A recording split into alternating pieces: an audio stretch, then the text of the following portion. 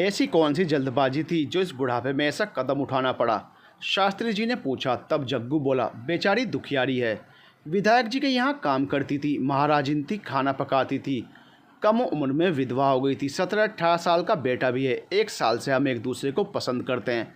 कल विधायक जी की पत्नी ने हम दोनों को एक दूसरे के साथ देख लिया तो बवाल मचा दिया। सुभद्रा से बोली कि ये नैन मटक्का यहाँ नहीं चलेगा, ये शरीफों का घर है। कुछ ऊंच नीच हो गई तो किसे किसे जवाब देते फिरेंगे। अपना हिसाब कर और ये घर छोड़कर इसी वक्त चली जा। ये सब सुनकर सुभद्रा रोने लगी और विधायक जी की पत्नी का शोर सुनकर विधायक जी भी वहाँ आ गए और मुझसे पूछा कि क्या बात है। तो विधायक जी की पत्नी बोली, उससे क्या पूछते हो, मुझसे पूछो। इन दोनों के बीच नैन मटक्का चल रहा है और किसी को कुछ पता चल गया तो किस किस को जवाब देते फिरेंगे। तब विधायक जी ने मुझसे पूछा और मैंने सब कुछ साफ साफ कह दिया। तब विधायक जी बोले, अगर एक दूसरे को पसंद करते हो तो ब्याह कर लो, इस गरीब विधवा को सहारा मिल जाएगा और तुम्हें रोटी पानी का आराम हो जाएगा। फिर विधायक जी की बात मानकर कल रात ही हमने मंदिर में जाकर शादी कर ली। इसका बेटा अभी हमारे साथ नहीं आया, वो घर पर है। ओ, तो ये बात है। शास्त्री जी बोले, हाँ, आप लोगों के सिवाय मेरा इस दुनिया में कोई नहीं है। अगर आप लोगों का आशीर्वाद मिल जाएगा तो हम दोनों का जीवन संवर जाएगा। जग्गू बोला, जब मियाँ बीवी राजी तो क्या करेगा काजी। तुम दोनों हमेशा यूं ही खुश रहो। ये कहकर शास्त्री जी भीतर गए और बाहर आकर पवित्रा के हाथ में 5100 रुपये देकर बोले, ये बहू को मेरी ओर से दे दो और कुछ अच्छा सा खाना बनाकर बहू को खिलाओ। फिर बाज़ार चली जाना बहू के साथ और अच्छी सी 2-3 साड़ियाँ दिलवा लाना। बहू हमारे घर पहली बार आई है, उसे बुरा नहीं लगना चाहिए। और इतना कहकर शास्त्री जी अपने कमरे में चले गए। फिर पवित्रा सुभद्रा के साथ बाजार जाकर कुछ साड़ियाँ और श्रृंगार का सामान दिलवा लाई और उस रात पवित्रा ने सुभद्रा को अपने घर पर ही रोक लिया। दूसरे दिन ही उसे जाने दिया। अब जग्गू की भी गृहस्थी बस गई थी, इसलिए जग्गू की शराब पीने की आदत छूटती जा रही थी। सुभद्रा बहुत ही अच्छी पत्नी साबित हुई। उसने आते ही जग्गू को और गृहस्थी को संभाल लिया। सुभद्रा अपनी जेठानी पवित्रा का भी बहुत मान करती थी, लेकिन सुभद्रा का बेटा मोहित वैसा नहीं सोचता था जैसा कि सुभद्रा पवित्रा के परिवार के बारे में सोचती थी। मोहित जब भी शास्त्री के घर आता तो उसे बहुत ईर्ष्या होती। वो भी कम समय में ही राजन की तरह सब कुछ हासिल करना चाहता था, लेकिन राजन के मन में मोहित के लिए कोई बैर नहीं था। उसे वो अपना भाई ही समझता था। ऐसे ही दिन बीत रहे थे और दोनों की उम्र अब शादी के लायक हो आई थी। राजन इस बार फिर से छात्र संघ का चुनाव जीत गया था और मोहित भी हमेशा उसके साथ साथ ही लगा रहता, क्योंकि सुभद्रा का ऐसा आदेश था कि तुझे अपने बड़े भाई का साया बनकर हमेशा उसके साथ रहना है। और मोहित को मजबूरन सुभद्रा की बात माननी पड़ती। वो मोहित से हमेशा कहती, बेटा जो कुछ भी हो अब वे सभी हमारा परिवार है। तुम्हारी ताई राजन और तुझ में कोई भेदभाव नहीं रखती, इसलिए मैं चाहती हूँ कि तू भी ऐसा ही करे। तू राजन को अपने सगे भाई की तरह आदर दे। चूँकि शास्त्री जी यदा कदा जग्गू की रुपयों से सहायता भी कर देते थे, इसलिए जग्गू को भी अपने भाई का मान रखना पड़ता था। दिन ऐसे ही गुजर रहे थे कि एक हादसा हो गया।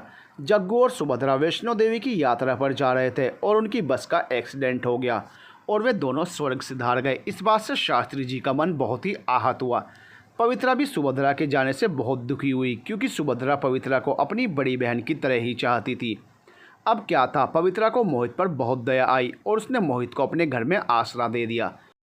और इस बात का फ़ायदा मोहित ने उठाना शुरू कर दिया, क्योंकि अब तो उस पर रोक लगाने वाली सुभद्रा भी जिंदा नहीं थी। उसे पवित्रा मनमाना पैसा देती थी, इसलिए वो बिगड़ता जा रहा था। इधर राजन को अपनी नेतागिरी से फुर्सत नहीं थी, वो भी मोहित की हरकतों पर ध्यान नहीं दे पाता था। मोहित को बिगड़ता देख पवित्रा को बहुत चिंता हुई और उसने मन में सोचा, अगर मोहित की ज़िंदगी बर्बाद हो गई तो मैं ऊपर जाकर सुभद्रा को क्या जवाब दूंगी। लोग तो यही कहेंगे ना कि बिन माँ बाप का लड़का था, ताई के सिर पर बोझ था, इसलिए ताई से संभाला ना गया और ताई के कारण लड़के का जीवन बर्बाद हो गया। इसलिए उसने मोहित का ब्याह करने का सोचा, लेकिन इसके लिए पहले राजन का ब्याह होना ज़रूरी था, तभी तो वह मोहित का ब्याह कर पाएगी। शायद पत्नी आने से मोहित सही रास्ते पर आ जाए, जैसे सुभद्रा के आने पर जग्गू सही रास्ते पर आ गया था। और उसने इस विषय पर शास्त्री जी से बात की तो शास्त्री जी बोले, शास्त्रीन, अब दोनों लड़कों की जिम्मेदारी तुम्हारे ऊपर है। तुम दोनों की माँ हो, तुम्हें जो भी सही लगता है वो करो। और फिर शास्त्री जी के जवाब के बाद पवित्रा ने राजन से ब्याह के लिए कहा तो राजन बोला, माँ, इन सब झमेलों में पड़ने का मेरे पास वक्त नहीं है। अभी मुझे अपनी नेतागिरी देखने दो। तब पवित्रा बोली, मोहित की आदतें ठीक नहीं है, उसकी पत्नी आ जाएगी तो शायद वो सुधर जाए, तो तुम उसका ब्याह कर दो। राजन बोला, कैसा अंधेर मचा रहा है तू? बड़े के कुंवारे होते छोटे का ब्याह कैसे कर दूं? पवित्रा बोली, तो क्या हो गया? राजन बोला, ऐसा नहीं होता, ये समाज है, सबको जवाब देना पड़ता है। कल को लोग पूछेंगे कि बड़े का ब्याह ना हो कि छोटे का ब्याह क्यों हो रहा है, तो किसी किसी जवाब देते फिरेंगे। पवित्रा बोली, कह देना बड़े ने राजनीति के चलते संन्यास ले लिया है। राजन बोला, संन्यास ले तेरे दुश्मन, मैं तो बिना परपोता खिलाए नहीं मरने वाली। पवित्रा बोली, माँ तुम मोहित के बच्चों को खिलाकर अपना मन खुश कर लेना। राजन बोला, नहीं, परसों एकादशी है, मैंने तिवारी जी को बुलाया है, वे अपने रिश्तेदारों के साथ तुझे देखने आ रहे हैं। पवित्रा बोली, माँ ये तुमने क्या किया? मुझसे बिना पूछे ही उन्हें क्यों बुला लिया? राजन बोला, अब तेरी मनमानी नहीं चलेगी, परसों तू घर पर ही रहेगा, कहीं नहीं जाएगा। साफ सुथरे कपड़े पहनकर नहा धोकर ही उन सबके सामने जाएगा। पवित्रा बोली, माँ अब तुम जिद कर रही हो। राजन बोला, ये जिद नहीं है बेटा, मेरे भी तो कुछ अरमान है, तो वो पूरे करने दे। तूने डॉक्टरी नहीं पढ़ी तो मैंने कुछ नहीं कहा, लेकिन ये इच्छा तो पूरी कर दे अपने बूढ़े माँ बाप की। माँ जैसा तुम ठीक समझो। मेरा अच्छा बेटा, मेरा प्यारा बेटा। और हाँ, ये रीछ जैसे बाल और दाढ़ी बनवा लेना, वे लोग अपनी बेटी के लिए दुल्हा देखने आ रहे हैं, मदारी का भालू नहीं। पवित्रा बोली, तुम बिना माँ। और पवित्रा मुस्कुराते हुए वहाँ से चली गई। फिर क्या था, एकादशी का दिन भी आ पहुँचा। पवित्रा ने एक ही दिन में दर्जी से राजन के लिए नए कुर्ता पायजामा सिलवा दिया। सुबह से दोपहर तक तो राजन घर पर था, लेकिन शाम होते ही वो घर से गायब हो गया। सभी राजन का इंतज़ार कर कर के थक गए, लेकिन राजन घर नहीं लौटा। तब लड़की के पिता बोले, शास्त्री जी अब हम चलते हैं, मुझे नहीं लगता कि अब आपका बेटा लौटेगा, शायद उसका ब्याह करने का इरादा नहीं है। इस पर शास्त्री जी बोले, मुझे माफ़ कर दीजिए तिवारी जी, मैं अपने बेटे की हरकत पर बहुत शर्मिंदा हूँ। तब तिवारी जी बोले, ऐसा मत कहिए शास्त्री जी, अब आपके बेटे के कारण आपका शर्मिंदा होने की ज़रूरत नहीं है। आप या मैं, हम दोनों अब किसी से ब्याह के लिए ज़बरदस्ती तो नहीं कर सकते। मैंने सोचा था कि इतना अच्छा घर है, इतने शरीफ लोग हैं, मेरी बेटी यहाँ आकर बहुत खुश रहेगी, लेकिन अब मुझे लगता है कि भगवान को शायद कुछ और ही मंजूर है। ऐसा ना कहें तिवारी जी, मैं आपसे वादा करता हूँ कि आपकी बेटी की शादी इसी घर में होगी। शास्त्री जी बोले, नहीं शास्त्री जी, आप ऐसा कोई वादा ना करें जो पूरा ना हो सके। मैं नहीं चाहता कि मेरी नज़रों में आपकी प्रतिष्ठा कम हो। मेरे लिए रिश्तेदारी इतनी ज़रूरी नहीं है, मैं तो ये चाहता हूँ कि आपकी और मेरी मित्रता सदैव यूं ही कायम रहे। तिवारी जी बोले, ये तो आपका बड़प्पन है तिवारी जी, नहीं तो मेरे बेटे की इस हरकत पर किसी भी बेटी का बाप 100 बातें सुनाए बिना नहीं रहता। शास्त्री जी बोले, ऐसी कोई बात नहीं है, मैं किसी से खफा नहीं हूँ, लेकिन मन में हमेशा यही मलाल रहेगा कि काश मेरी बेटी इस घर की बहू। तिवारी जी ने कहा, मुझे अफसोस है तिवारी जी कि आपकी ये इच्छा अधूरी रह गई। शास्त्री जी बोले, आप अफसोस न जताएं शास्त्री जी, शायद मेरी बेटी के भाग्य में इस घर की बहू बनना नहीं लिखा था। तिवारी जी बोले, शास्त्री जी और तिवारी जी के बीच बातचीत चल ही रही थी कि तभी पवित्रा बोली, अगर आप दोनों बुरा ना माने तो एक बात कहूँ। जी बहन जी कहिए।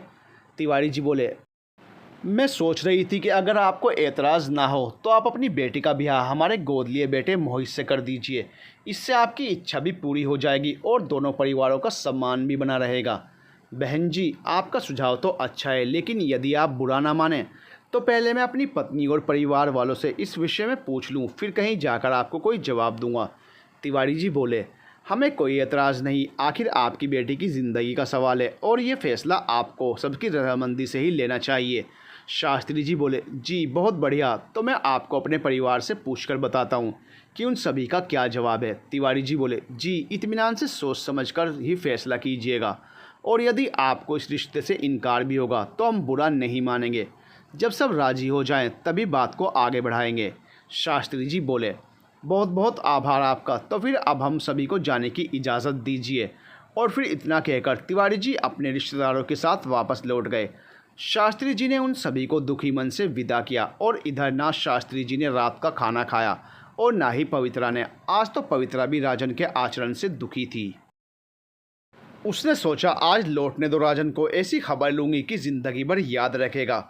और आधी रात गए जब राजन लौटा तो पवित्रा ने दरवाज़ा खोला और सामने उसने जो देखा तो वो देखकर दंग रह गई, क्योंकि राजन को लेकर उसके दोस्त आए थे, साथ में मोहित भी था। राजन के माथे पर पट्टी बंधी थी और बाएं हाथ में प्लास्टर था। राजन को पवित्रा ने ऐसी हालत में देखा तो उसने मोहित से पूछा, मोहित क्या हुआ राजन को? तब मोहित बोला, ताई जी पहले भैया को भीतर ले जाने दीजिए, इन्हें आराम की सख्त ज़रूरत है, फिर मैं आपको सब बताता हूँ भैया के साथ क्या हुआ है। हाँ हाँ चलो चलो, इसे भीतर लेकर चलो, पवित्रा जी बोली। शास्त्री जी भी ये सब देख रहे थे और राजन की ऐसी हालत देखकर वे भी चुप थे। वे भी उन सब के संग राजन के कमरे में गए। उन्हें भी जानना था कि उनके बेटे के साथ क्या हुआ है। और फिर राजन के सभी दोस्त उसे उसके कमरे में लिटाकर चले गए। और तब मोहित बोला, ताई जी जो भैया के विरोधी पार्टी का नेता है देवदास ठाकुर, उसने ही भैया का ऐसा हाल बनाया है। क्यों? मेरे बेटे ने उसका क्या बिगाड़ा था? पवित्रा ने पूछा। भैया ने कुछ नहीं किया, गलती देवराज की थी, मोहित बोला। तेरे कहने का मतलब क्या है? पवित्रा ने पूछा। तब मोहित बोला, कुछ नहीं ताई जी, एक दिन देवराज ने कॉलेज में किसी लड़की के साथ बदतमीज़ी कर दी थी और उस लड़की ने जाकर भैया से शिकायत कर दी। तो भैया ने देवराज से इस बारे में बात करनी चाहिए, लेकिन देवराज भैया से अकड़ कर बोला, क्यों बे? वो लड़की तेरी बहन लगती है क्या, जो तू उसकी सिफारिश लेकर मेरे पास आया है? देवराज के ऐसा कहने पर भी भैया शांत तरीके से देवराज से बोले, वो मेरी बहन हो या किसी और की, लेकिन तुम्हें किसने अधिकार दिया उससे छेड़छाड़ करने का?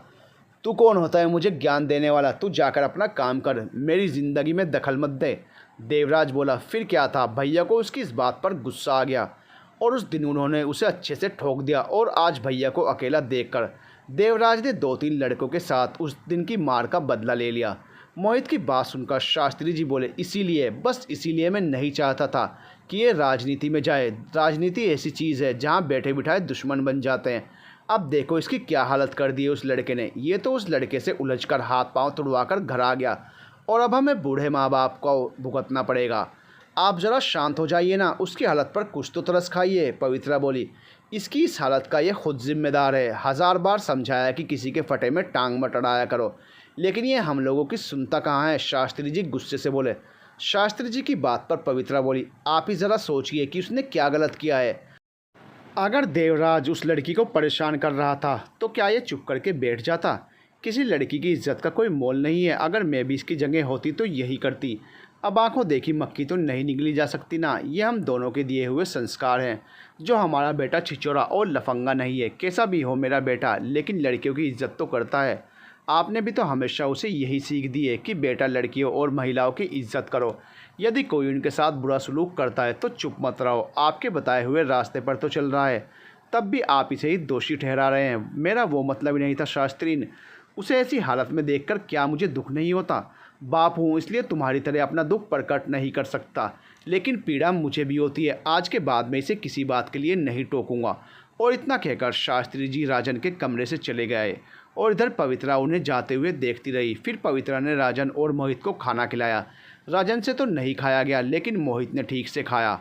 इसके बाद राजन को उसकी दवा खिलाकर वो अपने कमरे में जाते वक्त मोहित से बोली, बेटा मोहित तू आज यहीं अपने भैया के पास सो जा, इसे कुछ ज़रूरत पड़ी तो इसकी मदद कर देना। जी ताई जी, आप भैया की बिल्कुल फिक्र ना करें, मैं इनका ख्याल रख लूँगा, मोहित बोला। और फिर पवित्रा रसोई घर में आई और शास्त्री जी के लिए थाली परोसकर उनके कमरे में ले गई। फिर उनसे बोली, लीजिए खाना खा लीजिए, मुझे भूख नहीं। शास्त्री जी बोले, खाने पर गुस्सा क्यों उतार रहे हैं? पवित्रा बोली, मैं किसी से कोई गुस्सा नहीं हूँ, बस खाने के लिए मेरा मन नहीं कर रहा है। मन क्यों नहीं कर रहा खाने का? मैंने आपको ज़्यादा कुछ सुना दिया इसलिए? ऐसी बात नहीं है। तो फिर कैसी बात है? कहा ना भूख नहीं है। अब भूख नहीं है तो क्या ज़बरदस्ती खाना ठूस लूँ? आपकी पसंद की कटहल की तरकारी बनाई है आज, साथ में हरा नींबू और प्याज का सलाद भी है, तब भी खाने का मन नहीं है। शास्त्री जी बोले, ठीक है तो आप खाना मत खाइए, आप बस हरदम खाने की जगह गुस्सा खाते रहिए। न जाने क्या आदत है, बिल्कुल छोटे बच्चों की तरह रूठ जाते हैं। मैं कोई आपकी माँ नहीं हूँ जो हमेशा आपको मनाती रहूँ। रूठने की भी कोई वजह होती है, लेकिन नहीं, महाराज जी को तो बेवजह रूठने की आदत सी हो गई है ना। गऊ जैसी पत्नी जो मिल गई है तो बस उतारते रहो अपना गुस्सा उसी पर। अच्छा तो तुम गऊ जैसी हो और क्या, तभी तो तुम्हारे सींगों में खुजली होती रहती है और मुझसे हरदम लड़ती रहती हो। हाँ हाँ, मैं गाय ही तो हूँ, इसलिए मेरे 2 सींग हैं, 4 पैर हैं और ये देखिए एक पूँछ भी तो है, जिसे मैं हरदम लहरा लहरा कर चलती रहती हूँ। पवित्रा गुस्से से बोली। अब पवित्रा की इस बात पर शास्त्री जी अपनी हंसी रोक ना सके और खिलखिलाकर हंस पड़े। उनको हंसता देख पवित्रा ने पूछा, अब हंस क्यों रहे हैं? वो इसलिए कि मुझे आज पता चला कि इतने सालों से मैं किसी गाय के साथ रह रहा हूँ, शास्त्री जी बोले। ये भी खूब रही, अगर ये गाय पसंद नहीं है तो क्यों रह रहे हैं उसके साथ? मैंने ये तो नहीं कहा कि ये गाय मुझे पसंद नहीं है। तो फिर आपका मतलब क्या था? कुछ नहीं, मैं राजन की हालत देखकर कुछ परेशान सा हो गया था, इसलिए बहुत कुछ ऐसा बोल गया जो मुझे नहीं बोलना चाहिए था। मैंने भी तो आपको बहुत कुछ सुना दिया आज।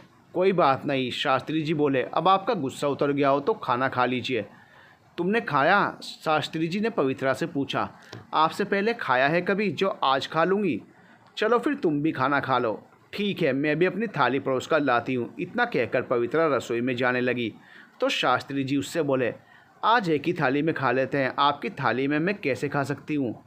कोई बात नहीं, आज साथ में खा लेते हैं, शास्त्री जी बोले, और फिर दोनों पति पत्नी खाना खाने बैठ गए। सुबह हुई तो शास्त्री जी राजन के कमरे में पहुंचे। उन्होंने कमरे की लाइट जलाई और देखा कि राजन अभी भी सो रहा था। वे धीरे से उसके सिराने बैठ गए। पहले तो उन्होंने उसके माथे को चूमा, फिर उसके सिर पर हाथ फेरते हुए बोले, मुझे माफ़ कर दे मेरे बच्चे, मुझे कल ऐसा नहीं बोलना चाहिए था। तभी पवित्रा भी राजन के कमरे में आई और शास्त्री जी से बोली, आपकी दी हुई परवरिश कभी गलत नहीं हो सकती, जो उसने किया था वही ठीक था। तुम शायद सही कह रही हो, शास्त्री जी बोले। दोनों की आवाज़ सुनकर मोहित जाग उठा और बोला, आप दोनों सुबह होते ही यहाँ हाजिर हो गए, रात को मारे चिंता के सोए भी या नहीं? ऐसी कोई बात नहीं बेटा मोहित, हम दोनों को वैसे भी सुबह में उठने की आदत है। जाग गए थे तो सोचा राजन को देख आएं। तब ठीक है, वैसे भैया अभी ठीक है, दवा खाने के बाद उन्हें गहरी नींद आ गई थी। बीच में शायद एक बार उठे थे तो फिर मैंने उनका सर दबाया और फिर वे सो गए। मोहित बोला, बहुत अच्छा बेटा, इसी तरह अपने बड़े भाई का साथ कभी मत छोड़ना, हमेशा उसका ख्याल रखना। डॉक्टर ने क्या कहा कल? ज़्यादा चोट तो नहीं आई? शास्त्री जी ने मोहित से पूछा। नहीं ताऊ जी, ऐसी कोई घबराने वाली बात नहीं, माथे का जख्म ज़्यादा गहरा नहीं है और हाथ में भी उतनी चोट नहीं आई थी। वो डॉक्टर ने हाथ में प्लास्टर इसलिए बांध दिया कि हाथ में थोड़ा सपोर्ट बना रहे, शायद हाथ की मांसपेशियाँ थोड़ी डैमेज हो गई थी।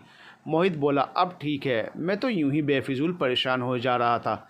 शास्त्री जी बोले, ताऊ जी अब आपको दिक्कत ना हो रही हो तो मैं थोड़ी देर और सो लूँ? मोहित ने दीवार घड़ी की ओर देखते हुए कहा, हाँ हाँ सो जाओ बेटा, अभी तो केवल 4:30 ही बजे हैं, हम दोनों यहाँ से जा रहे हैं।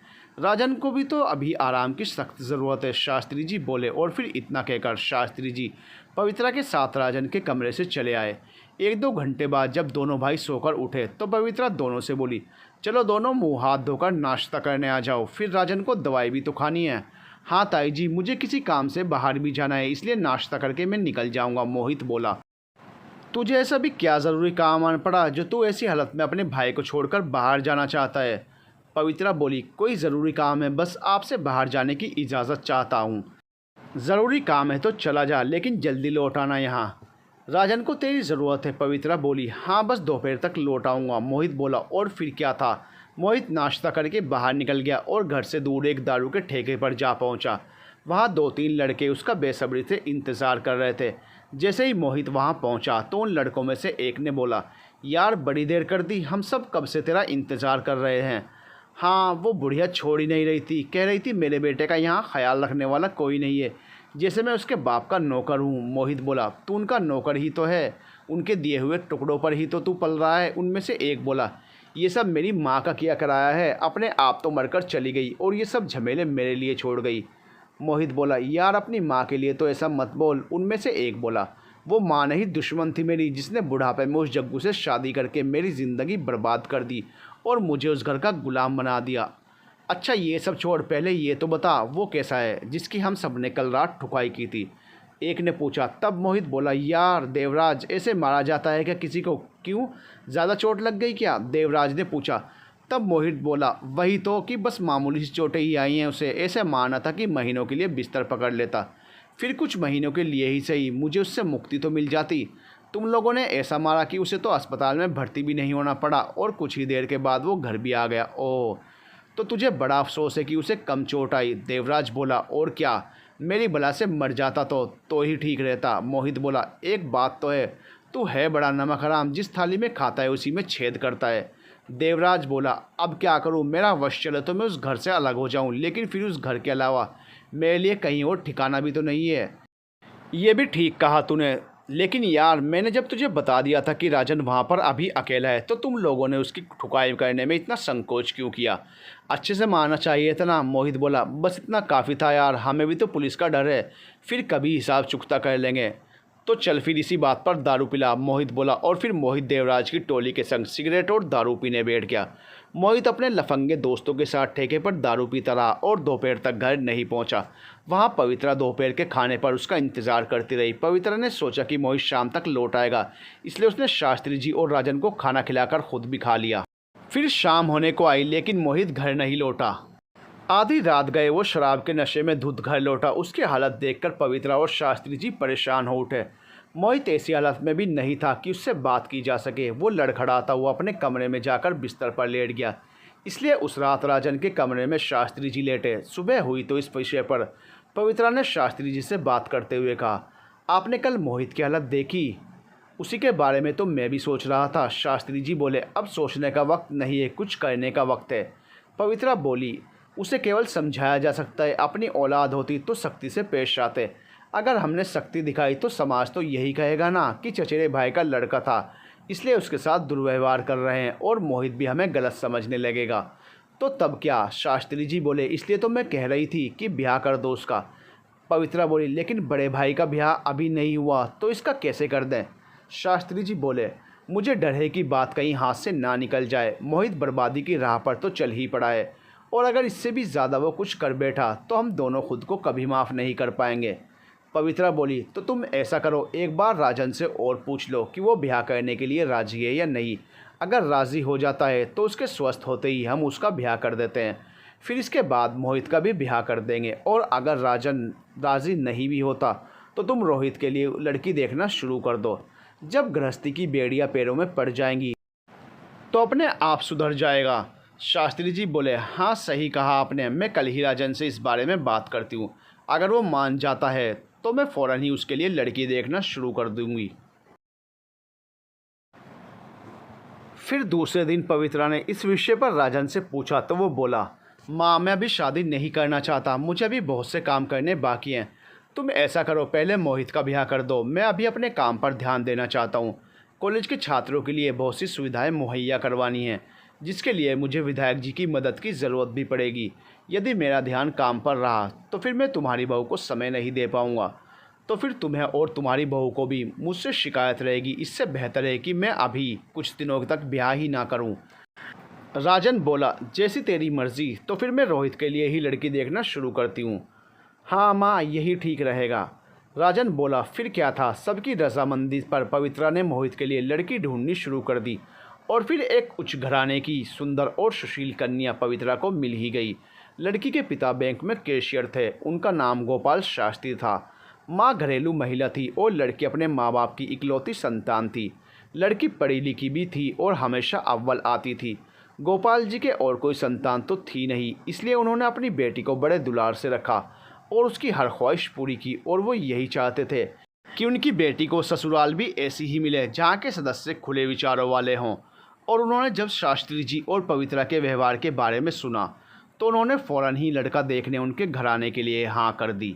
गोपाल जी अपने कुछ रिश्तेदारों के साथ मोहित को देखने आए, और शास्त्री जी ने मोहित के बारे में उन्हें सब बता दिया कि वो मेरे चचेरे भाई का सगा लड़का नहीं है, और गांव में जग्गू की जितनी ज़मीन जायदाद है और मकान है वो सब मोहित का ही है, उसमें हमारा कोई भी हिस्सा नहीं है। तब गोपाल जी बोले, जो माँ बाप गोद लिए बेटे को इतना प्यार से रख सकते हैं तो इस घर में तो प्यार ही प्यार बरसता होगा। मुझे लगता है कि इससे ज़्यादा अच्छा घर और वर मेरी बेटी को नहीं मिल सकता। मुझे ये रिश्ता मंजूर है। आप सभी एक बार लड़की को देख लें तो बात आगे बढ़ाई जाए। आपको हमारा बेटा पसंद आया, ये तो बड़ी अच्छी बात है। अब हम सब भी लड़की देख लें तो थोड़ी तसल्ली हो जाए। हम सबका लड़की देखना उतना ज़रूरी नहीं है, लेकिन लड़का लड़की एक बार एक दूसरे को देखकर पसंद कर लें तो फिर सगाई कर देते हैं। शास्त्री जी बोले, जी बहुत बढ़िया, मैं भी यही चाहता हूँ। गोपाल जी बोले, भाई साहब हम सभी जल्दी ही आपके घर आते हैं। जी बहन जी, मुझे आप सबकी प्रतीक्षा रहेगी, गोपाल जी बोले। और फिर सभी लड़की देखने गए। लड़की नाश्ता लेकर बाहर आई। शर्म से उसकी पलकें झुकी हुई थी। खुले हुए लंबे बाल, गोरा रंग, कद काठी की भी अच्छी थी, और उसने साड़ी पहन रखी थी। लड़की ने टेबल पर नाश्ता रखा तो पवित्रा बोली, बैठो बेटा। पवित्रा के कहने पर लड़की उन सभी के सामने वाले सोफे पर बैठ गई।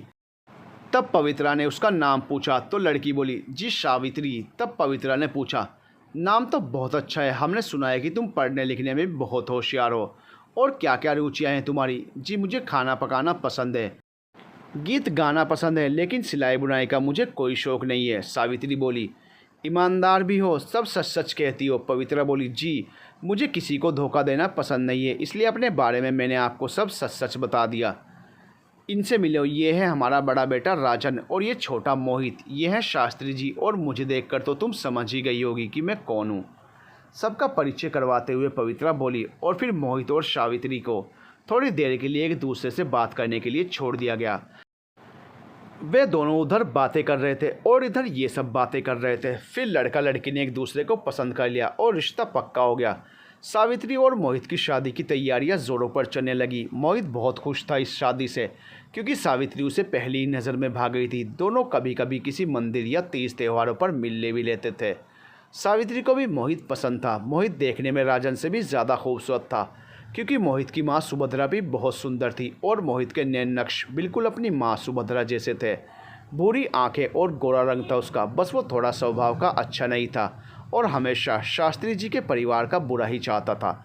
लेकिन ये बात वो किसी को महसूस नहीं होने देता था कि वो उन सब से नफरत करता है, और सावित्री को भी यही लगता था कि मोहित अपने परिवार से बहुत प्यार करता है, इसलिए वो भी उन सभी को बहुत मान करती थी।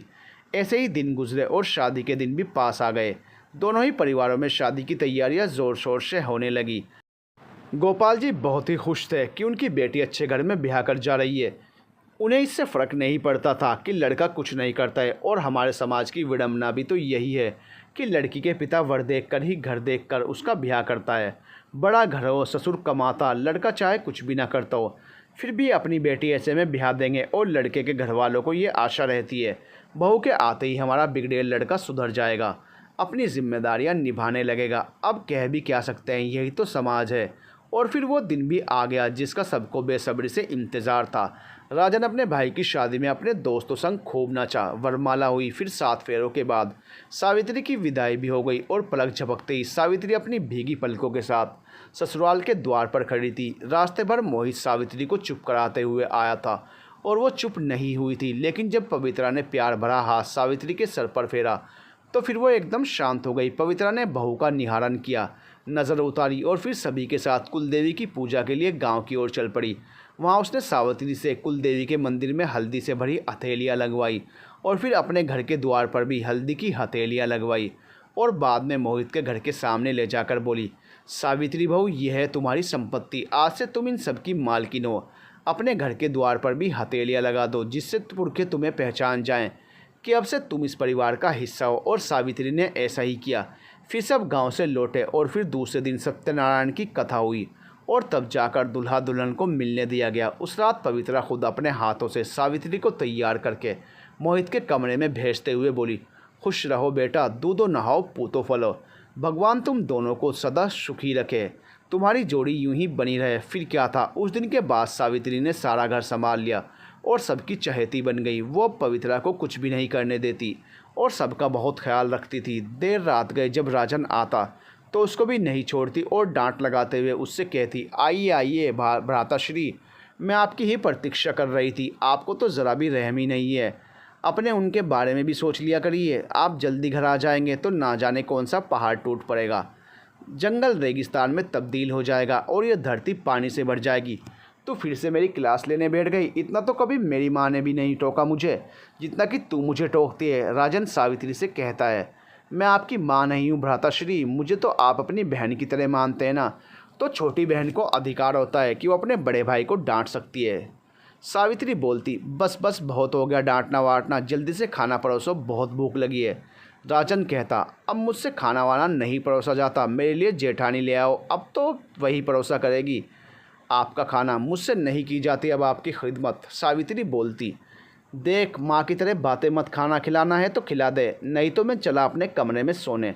राजन कहता, आप तो नाराज़ हो गए। अच्छा बाबा अब नाराज़ मत हो, 2 मिनट रुकिए, अभी खाना परोस कर लाती हूँ। और फिर सावित्री राजन के लिए खाना परोसती और राजन खाकर अपने कमरे में चला जाता।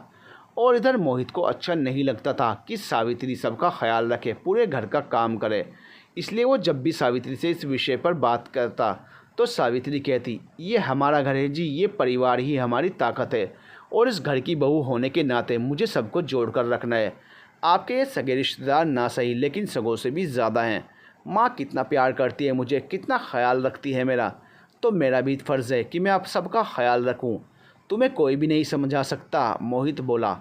तो क्यों समझाते हो मुझे, मैं ऐसी ही हूँ और हमेशा ऐसी ही रहूँगी, तुम मुझे बदल नहीं सकते, सावित्री बोलती। ठीक है सावित्री देवी, अब तुम्हारा ये संस्कारी बहू का पुराना ख़त्म हो गया हो तो अब कुछ प्यार भरी बातें भी कर लें, मोहित कहता। हाँ स्वामी जी, दासी आपके चरणों में पूर्णतः समर्पित है। और ऐसा कहकर वो खिलखिलाकर हंस पड़ती और साथ में मोहित भी हंसकर उसे अपने सीने से लगा लेता और फिर सावित्री भी मोहित की बाहों में सिमट जाती। मोहित और सावित्री दोनों का आपस में बहुत प्रेम था और उनका प्रेम देखकर पवित्रा को बहुत अच्छा लगता था। बस कभी कभी वो ये सोचा करती थी कि काश राजन भी ब्याह कर ले और वो भी अपनी पत्नी के संग ऐसे ही खुशी खुशी ज़िंदगी बिताए। लेकिन पवित्रा के लाख कहने पर भी राजन ब्याह के लिए राज़ी नहीं होता और पवित्रा को ये बात कहने पर हमेशा निराश ही होना पड़ता। ऐसे ही दिन बीत रहे थे और पता चला कि सावित्री उम्मीद से है। ये खुशखबरी पाकर पूरा परिवार खुशी से उछल पड़ा और फिर कुछ महीने बाद सावित्री ने एक प्यारे से बेटे को जन्म दिया और उसका नाम सबने गौरव रखा। बच्चे के आने से उनका घर महक उठा था।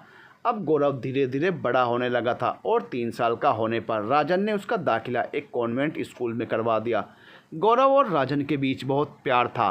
राजन जब भी घर होता तो अपना पूरा समय गौरव के साथ ही बिताता और इधर मोहित अपने बेटे को ज़रा भी वक्त नहीं देता था। जब भी वो दुलार से पापा पापा करके मोहित के करीब जाने की कोशिश करता तो वो उसे झिड़क देता। इसलिए गौरव मोहित से कभी हिलमिल ही नहीं पाया और अभी भी मोहित कोई काम नहीं करता था। राजन ने 2 बार कोशिश भी की थी कि मोहित काम करने लगे, इसलिए उसने एक बार उसे कपड़े की दुकान करवा कर दी, लेकिन मोहित का वहाँ मन नहीं लगा और दुकान घाटे की स्थिति में आते आते बंद करनी पड़ी। और दूसरी बार राजन ने उसे अनाज के व्यापार में लगवाया तो वो भी मोहित से संभालना न गया। फिर तीसरी बार राजन ने मोहित के लिए कुछ नहीं किया। मोहित राजन को देखकर ईर्ष्या करता था। वो मोहित की तरह सत्ताधारी बनना चाहता था, लेकिन ऐसे गुण ही नहीं थे उसके पास जो वो राजन की तरह कामयाब हो पाता। हमेशा ठेके पर बैठकर ताश खेलना और दारू पीना ही मोहित को भाता था। एक बार तो उसने सावित्री के सोने के कंगन भी गिरवी रख दिए थे। इस बात से सावित्री बहुत नाराज़ हुई और उसने राजन को बता दिया और ये सुनकर राजन ने अपना आपा खोकर मोहित को पीट दिया। फिर उन लोगों को भी पीटा जिसके पास मोहित सावित्री के कंगन गिरवी रखवा कर आया था। फिर उन सभी का पैसा चुकाकर वो सावित्री के कंगन वापस ले आया और मोहित को हिदायत दी कि आज के बाद दोबारा ऐसा हुआ तो तुम्हें घर से निकाल दूंगा। गौरव को ऐसे बाप की ज़रूरत नहीं है। कैसे बाप हो तुम और उसे तुम कैसी परवरिश दे रहे हो। मोहित तो वैसे भी राजन से नफरत करता था और उस दिन के बाद वो उससे और भी नफरत करने लगा। और जब मोहित काम नहीं ढूंढ पाया तो फिर थकार कर राजन ने उसे अपने साथ ही लगा लिया। उसने सोचा कि मेरी निगरानी में रहेगा तो कम से कम ठेके पर बैठकर ताश तो नहीं खेलेगा, दिन भर दारू तो नहीं पिएगा। दिन ऐसे ही गुजरने लगे। गौरव अब 6 साल का हो चुका था, लेकिन अभी तक राजन का ब्याह नहीं हुआ था और अब तो पवित्रा और शास्त्री जी ने इस बात को कहना भी छोड़ दिया था। उन्हें पता था कि राजन उनकी बात मानने वाला तो है नहीं। इसी बीच राजन की पार्टी में एक और सदस्य शामिल हुआ। वो दिल्ली से पढ़कर आया था, लेकिन रहने वाला उसी शहर का था। वो उन सभी सदस्यों से बिल्कुल अलग था जो कि राजन की पार्टी में उस समय शामिल थे। राजन की पार्टी के सभी सदस्य गुटखा खाते थे, गमछा डालते थे और धोती कुर्ता पहनते थे, ठेठ हिंदी में बात करते थे, लेकिन वो ऐसा नहीं था। वो जीन्स पहनता था और चश्मा लगाता था, ऊपर से अंग्रेज़ी में बात करता था। वो दिल्ली से लौटा था, इसलिए बहुत सलीकेदार था। वो राजन की पार्टी में रहकर नेतागिरी सीखना चाहता था। वो ना दारू पीता था और ना गुटखा खाता था। बस उसके अंदर केवल एक ही ऐब था कि वो लड़कियों पर लट्टू रहता था। वो जल्द ही राजन का भरोसेमंद बन गया क्योंकि उसके अंदर सभी गुण मौजूद थे जो राजन मोहित में देखना चाहता था, लेकिन मोहित उस काबिल नहीं था। उस लड़के का नाम रमाकांत पटेल था। राजन अभी भी छात्र संघ का नेता था क्योंकि वो छात्र संघ का नेता बने रहने के चक्कर में किसी ना किसी विषय से एमए में एडमिशन ले लेता था। वो नेता होने के नाते बहुत से छात्रों की समस्याओं का समाधान भी करता था, इसलिए अपने कॉलेज में वो छात्रों के बीच काफ़ी प्रसिद्ध था और उसकी प्रसिद्धि के मद्देनज़र विधायक भी उस पर मेहरबान रहते थे क्योंकि उसके कारण ही विधायक जी भी चुनाव जीत पाते थे। इस बार भी चुनाव नज़दीक थे और विधायक जी ने अपने चुनाव प्रचार के लिए राजन की टोली को अपने पास रख लिया और राजन शहर के ऑफिस का कार्यभार रमाकांत को सौंपकर रोहित के साथ विधायक जी के साथ आ गया। इस बार विधायक जी कुछ दिनों के लिए अपने गांव जाकर अपने चुनाव के प्रचार को बढ़ाना चाहते थे, इसलिए वो अपने गांव आ गए। देवराज ठाकुर, जो कि राजन की विपक्षी पार्टी के छात्र संघ का नेता था, उसका गांव भी वही था जो विधायक जी का गांव था। देवराज के पिता विधायक जी के बचपन के मित्र थे और दोनों का घर भी अगल बगल था। पहले तो देवराज ही विधायक जी के लिए काम करता था। देवराज के पिता गंभीर ठाकुर के कहने पर विधायक जी ने उसे अपने साथ रख लिया था, लेकिन देवराज ने जब कई बार विधायक जी से ऐंठ और बदतमीजी से बात की तो फिर विधायक जी ने उससे दूरियां बना ली। लेकिन गंभीर ठाकुर ने इस बात का बुरा नहीं माना और विधायक जी के प्रति पहले जैसा ही स्नेह भाव रखा, क्योंकि वो जानते थे कि उनका बेटा नालायक है। विधायक जी का पूरा परिवार तो शहर में ही था, इसलिए उनका और उनके साथ के सभी लोगों के खाने पीने की व्यवस्था का कार्यभार गंभीर ठाकुर ने अपने ऊपर ले लिया। वे विधायक जी से बोले, विधायक जी, आप यहाँ किसी चीज़ की चिंता न करें, घर धान धान्य से भरा हुआ है। आपके और आपके साथ के सभी जनों के 3 वक्त के भोजन की व्यवस्था मेरे ऊपर है। भला बचपन की मित्रता किस दिन काम आएगी। तब विधायक जी बोले, मित्र, ये तो आपका बड़प्पन है, नहीं तो आजकल कौन किसके लिए क्या करता है। और फिर उस दिन विधायक जी के साथ राजन भी चुनाव का प्रचार करने उनके साथ गया और शाम को जब वापस लौटे तो गंभीर सिंह हाजिर थे अपने नौकरों के साथ। सभी का भोजन लेकर के सभी अपने हाथ मुंह धोकर एक एक करके बिछौनों पर बैठ गए और नौकरों ने सभी को खाना परोसना शुरू किया। और तभी विधायक जी के घर के द्वार पर पायलों की छन छन सुनाई पड़ी। सभी ने देखा कि एक 20-22 साल की लड़की पीले सलवार कमीज़ में दुपट्टा डाले हाथ में एक बटलोई लेकर चली आ रही थी। गंभीर ठाकुर ने उसे देखा तो पूछा, राधिका बेटी, तुम और यहाँ? जी बाबूजी, मजबूरी में आना पड़ा हमें। नौकर ये मूंग के हलवे की बटलोई रसोई में ही भूल गए थे। सारे नौकर तो यहाँ मौजूद हैं, तो माँ ने कहा कि तुम ही दे आओ, इसलिए हम मजबूरी में ये हलवे की बटलोई देने यहाँ चले आए।